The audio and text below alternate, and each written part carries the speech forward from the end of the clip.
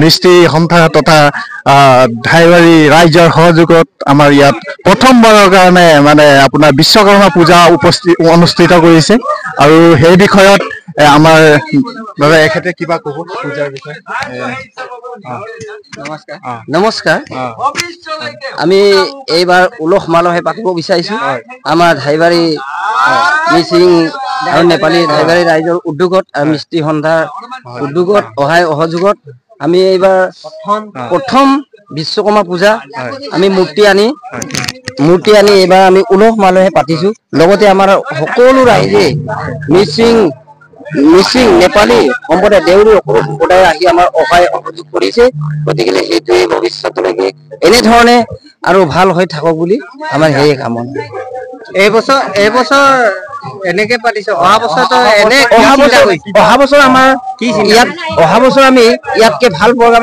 ল'ম এইবছৰ আমি অনুষ্ঠুপীয়াকে পাতিছো অহা বছৰ ইয়াতকে আমি উন্নত ভিত্তিৰে আৰু আঞ্চলিক ভিত্তিৰে পাতিব আমি বিচাৰিছো আৰু ধানেট বুক আৰু গোহাৰি পত্ৰ আমি অলপ বহল ভিত্তিৰে পাতি আমি আৰু ইয়াতকে ডেভেলপ কৰিব বিচাৰিছো সেয়ে আমাৰ মানুহবিলাক প্ৰসাদ কাটি আছে আৰু ৰাইজৰ কাৰণে এফালে ভক্তসকল আহিছে এইটো ভক্তসকল আৰু আমাৰ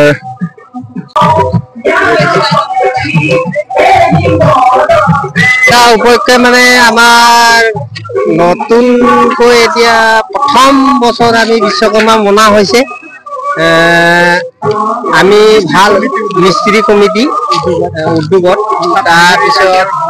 কিবা সহযোগত গাঁৱৰ সহযোগত এতিয়া অলপ পাছত আমাৰ গাঁও সকলো আহিব তাৰপিছত আৰু কি কৰিব আজি আৰু ভগৱানৰ ওচৰত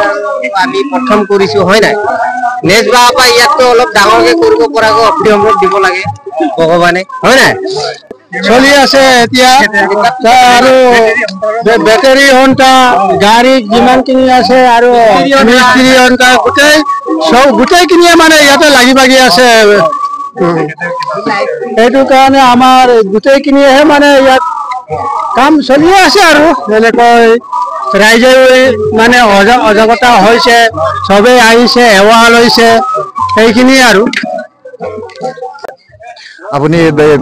দৰ্শন কৰিবলৈ আহিছিলে আপুনি অলপ পূজাৰ কাৰণে ক'বচোন আৰু কি কুশল কামনা কৰিলে ভগৱানৰ ওচৰত মই আচলতে কি হয় মই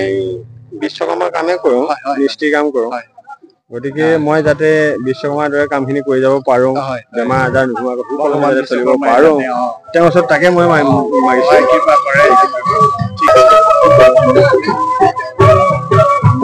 কমিটি মোৰ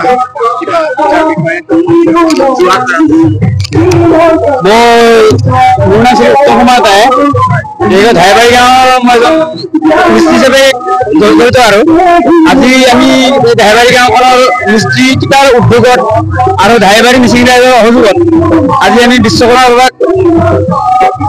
আজি জন্মদিন হিচাপে পালন কৰিছো যাতে আমাৰ একো উপায় নালাগে ভৱিষ্যতলৈকে চবে আশীৰ্বাদ দি আমি এনেকে মিস্ত্ৰীৰ লগত জড়িত হৈ থাকিব পৰাকৈ কামে কাজে দুটা চোটা দিব পৰাকৈ আমি আশা ৰাখিছো জনসাধাৰণৰ ভৱিষ্যতলৈকে আমি কামনা কৰো যাতে এইবছৰ এনেকে অনুষ্ঠিত হ'লে আগন্তুক বছৰত আৰু একটা আমি সকলো আঞ্চলিক ভিত্তিত যদি আমি পাতিব পাৰো তেতিয়া নিশ্চয় আমাক ভাল লাগিব।